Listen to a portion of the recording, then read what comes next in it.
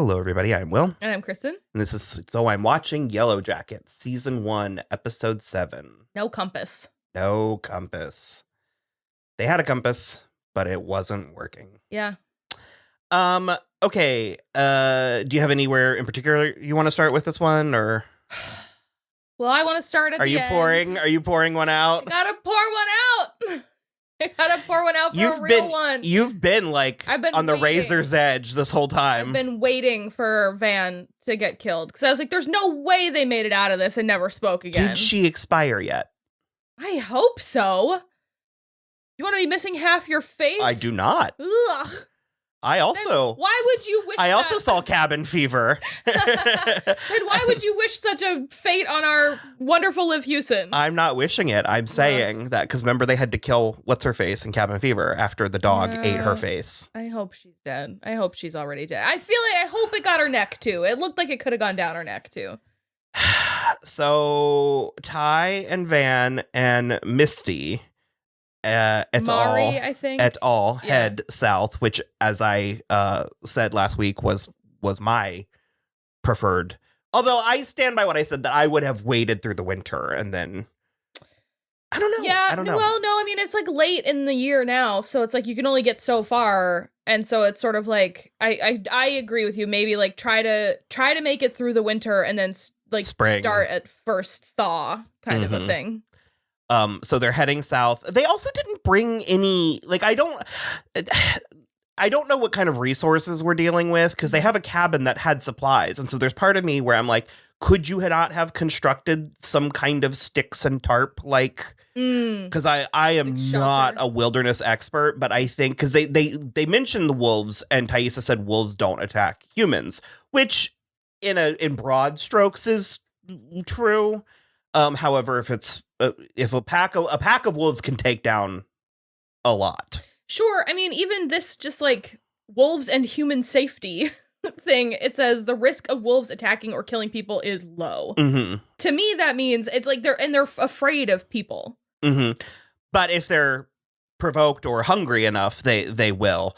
But my understanding was sort of animals assess things kind of as they go, and so they don't know that a shelter is made out of sticks and tarp. It's just something big that's putting a barrier between you and the outside. And so there was a part of me that was sort of like, or even like a fence, I'm like, why have they not constructed some form, just something? But then again, I mean, I don't know. So they're on this quest south. Lottie is still at it again with the visions. We were having a discussion while we were watching the show. You and Rachel are fully prepared to bow down to our dear gods, our new dear. Not necessarily. I'm not necessarily. Well, I was gonna say, you guys seem like you're very quick to believe that magic is. I mean, look, I'm not discounting it. I believe that Lottie is psychic. I don't think there's magic in these woods. I don't think we're in an enchanted wood. I think that Lottie's predictions, minus the one with the car accident, I think that they're broad enough, they're vague enough that it's like a dream of a river of blood is like biblical 101. And then to come across a brownish body of water, it was a stream. You know what I mean? It's like, I don't think that that's as damning. And for me, is what this is showing is that the girls are, and not even necessarily their grip on reality, but it's like it's the descent into madness. Because she warned of red smoke and a river of blood, and also why was she? We open with like her and Van, and she's like digging this bone out of the deer. I don't know what prompted her to go for that in the first place. I'm not sure, but it was like a totally unburned, like a hyoid bone or something. And she gave it to Van as protection, which I can't quite remember. Were her and Van close? I think the whole team is like pretty close. And Van seems to be kind of universally enjoyed. Yeah. Well, she was. Well, and she was very excited to get out of here so she could take Taissa on a real date to New York and get a soft pretzel and eat. All she wanted was a soft pretzel and a carriage ride. Ugh. And all she got was cats. And eaten from face first. Cats and dogs. But we had Ty was being, the leader. She was being very on top of things, and she was taking first watch. And Ty does as Ty does, which is black out in the middle of the night and then wake up in a tree. But she had rudely taken their one weapon and Vanessa's safety talisman. So Ty has quite the inner saboteur. Yeah. So she definitely took it. Van didn't give it to her, like, to be on first watch? I mean, I watched it twice and I don't remember. I didn't check that. Not saying it didn't happen, but no, I mean, you're probably right. We also have the continuing saga of Jackie and Shauna back in the day. I like Jackie. I'm on Jackie's side. I don't know. I think you can be on both their sides. Shauna is now at this point just like she feels bad enough, and she's pregnant, and she's just trying to protect Jackie's feelings at this point. And I think Shauna also is like, what are the chances we're getting rescued? Maybe she'll never find out. I don't know. The sense that I get is that Jackie is kind of the quintessential popular girl. She's the pretty one. She's smart. She's successful. Clearly has a mean streak, as many people do. But the sense that I get is that Jackie is playing the game of life according to the rules that have been given to her and everyone else has agreed on around her. I think her and Shauna have a slight Jennifer's body friendship where she's the pretty, like, popular one and Shauna's the, like, best friend. And my interpretation thus far is that Shauna acted out against this archetype by sleeping with her boyfriend. Now, I think Shauna actually likes him. Yeah. Also, we still don't know how it happened the first time. We do not, but because, it was ongoing. It was ongoing, but I would struggle to believe that Shauna, like, maliciously did this starting out. I don't think that I think on a subconscious level, she could be like, how can I take something from Jackie?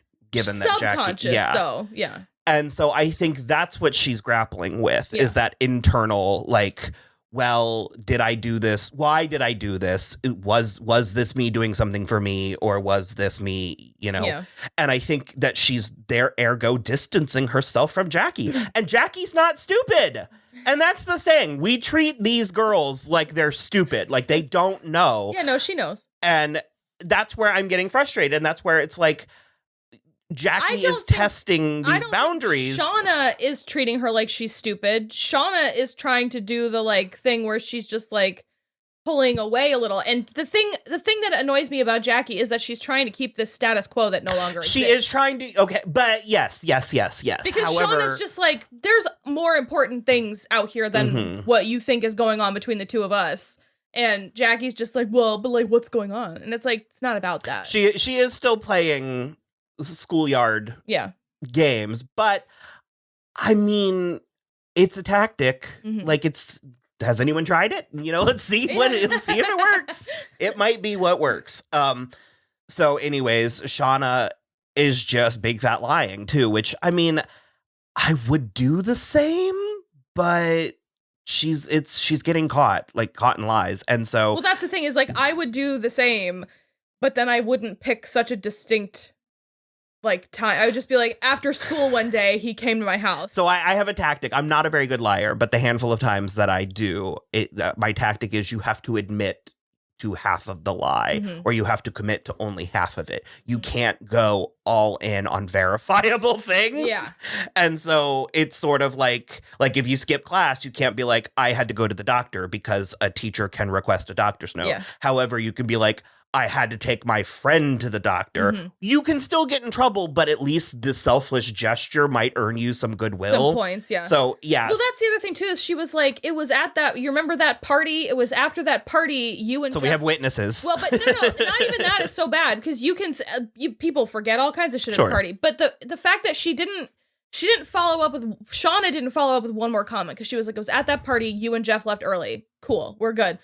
Oh, wait, wasn't that the party where I had to come back around and bring Randy home?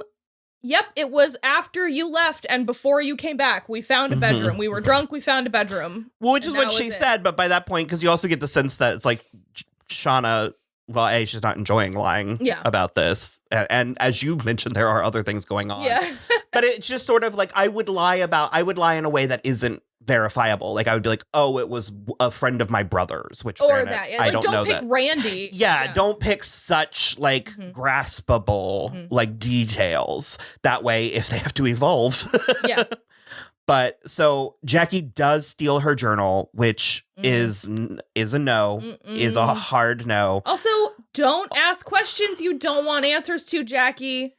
Yeah, but I don't think she realized. I think by her stealing the journal, she was calling Shauna's bluff. I think she didn't think Shauna had it in her to do something so much, and so I think there was a part of her, and also don't write that shit down in a journal. I don't know. It's there's mistakes are being made all around. Well, to which when she was reading it, both Rachel and I were like, and that's why you don't keep a diary. But no, you don't. I can't say that I would never read someone else's diary or journal, what yada yada. But on multiple occasions in my life, I have been in a position, like I've overheard roommates having private conversations and actively left because I'm like, I don't want to hear what they have to say. Yeah. Like people talk shit. People say things that they don't mean. People vent in ways that it's not, I don't know. I'm very much, so that's why I would never want the superpower of reading someone's mind. Like, so it's a no. I'm kind of can't wait because we don't know what goes down between Jackie and Shauna. So, or how long Jackie is. Yeah. In play, because the assumption is that she is long dead. By the time we're in 2021, long dead. But once again, assumption. I don't know that they've said that. For all we know, she could have just not come back. Oof. I don't know. I don't know what we're dealing with. Oh, like she stayed in the woods? I don't know what we're dealing with in the show. I'm just proposing possibilities. Okay. Like, I think she's dead. I do. But I think that was the extent of the stuff in the past. So that does bring us to... Oh, well, Misty decided to go with the search party. With Taissa. And she had to, like, really say goodbye. It was like a lover's, like, Coach going Scott. Off to war. And, like, every single one of the other girls was, like, snickering behind her back. It was very funny. So in modern day, we do have Money Heist 2021. It is... Natalie and Shauna and Taissa, and they've brought the $50,000 to the drop point. And a tracker. They're tracking it. Yeah. Natalie has gone full. Well, I was gonna say she's gone full rogue, but at this point, I feel like she's actually just gone full Natalie. I think. She just is. She's doing just like 20% too much, and it's I love that Shauna's still in like a. Reliving her teenage, she's still just like having fun, even though there's like she's like, I'll drive the getaway car, no problem. She's having a good time. Love that for Shauna. And Taissa's just pulling through, which it seems is a Taissa special. All she's ever done is pulled through for those around her. She washed her hands, she brushed her teeth, got all that dirt out of there, and she went and met them for the. That was really upsetting to me because Tawny Cypress is such a beautiful woman. Yeah, and then just seeing her with the dirt caked in her teeth. And she also either bit herself or someone. It looked like human teeth. Yeah. It's doable. Yeah. Good job. Now put the whole fist in. So there was a person getting the money who was not part of the delivery truck, the delivery truck. They ran through a like department store.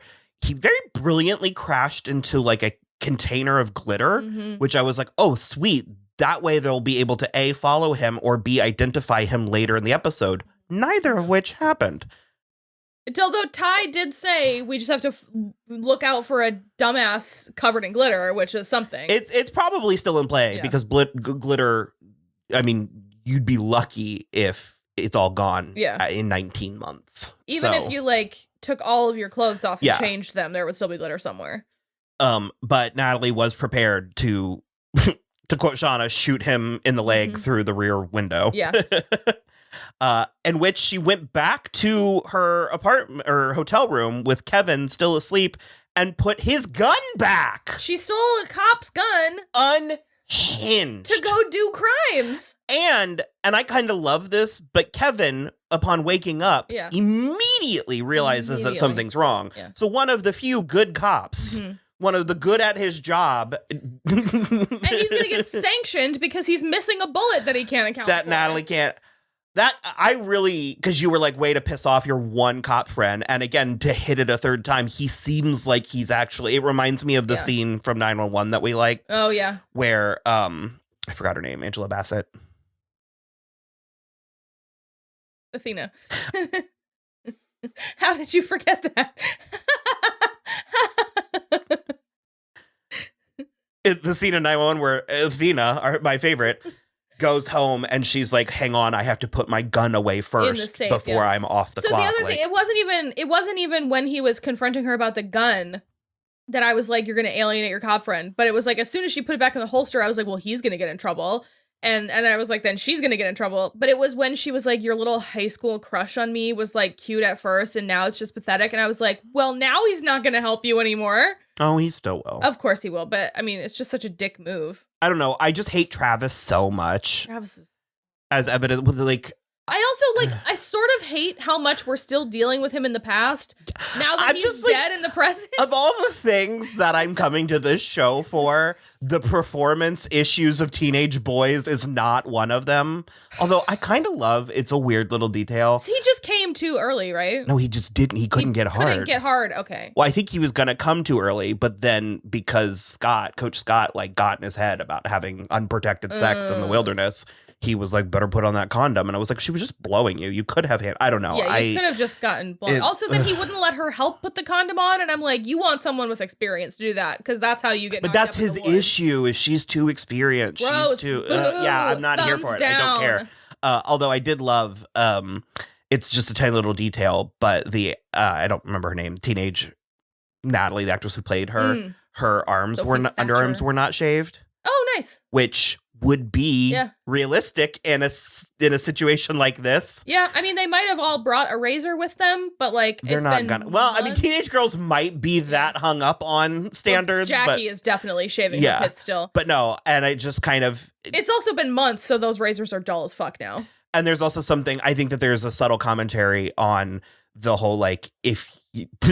When we get down to the nitty gritty, if you can't handle a woman with body hair, then you can't handle a woman, period. Yeah. Like when we really get down to it. Yeah. It's the truth. And so I really like that. And it didn't come up in the show, nor do I necessarily think it should have. I just thought it was a interesting detail because I remember thinking that on Lost. I was like, man, everybody's really coiffed. They definitely had enough razors because, like, the majority of the people on that plane died and they scavenged all their suitcases. Regardless.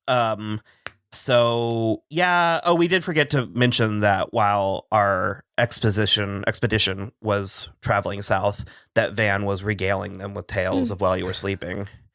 I love While You Were Sleeping. It's one of my favorite rom-coms. Well, and it also so cute. It smash cuts to Misty watching it. Yeah. And she also had Misery. Yeah. And Primal Fear. Yep. A little on the nose is all I'm gonna say. Although I can also believe that Misty lives in just a cycle of those three movies. Yeah. Yeah, Jessica Roberts, the reporter, is handling Misty well. Relatively okay. She's calling bluffs. Misty's calling bluffs. I think Misty has no bluff. I think Misty will do whatever. Misty will get all the information and be like, oh, your dad really liked his morphine-laced candies anyway. Man, Misty's a character. Yeah.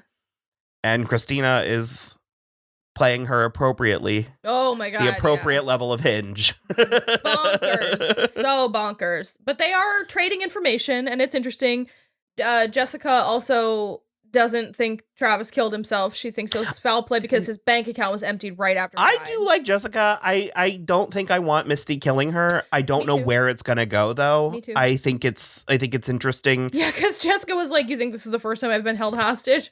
And she was like, well, what happened to the other people that held you hostage? And she goes, they lived a happy ever after. And I was just like, they're in prison. You know they're in prison.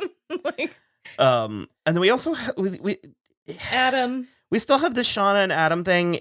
It's not that it's bad. It's just given everything that's happening on this show, it's the thing that I don't care about. So that's the thing, too, is because we also are getting we're getting too much evidence that Adam is cheating, that now it is almost a certainty that Jeff is cheating, that it's now almost a certainty that he is actually doing work. And he's like providing for his wife and daughter. And he's like trying to take Shauna on a cruise or something. If he makes this one last commission, he can take her on a cruise or something.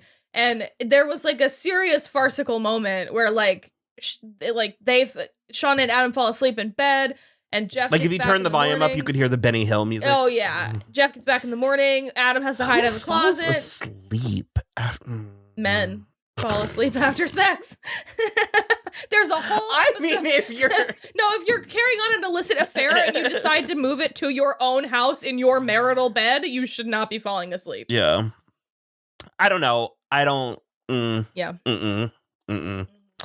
So, well, that was a lot. We talked for quite a while. We did, yeah. So I think we're going to go watch episode 8. Yeah, then we'll be all caught up for now. Yeah. And so we'll be bringing the next 2 to you in a more timely manner. Yeah.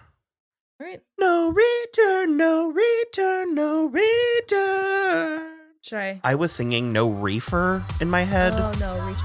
And then I was like, oh. I mean, they both work.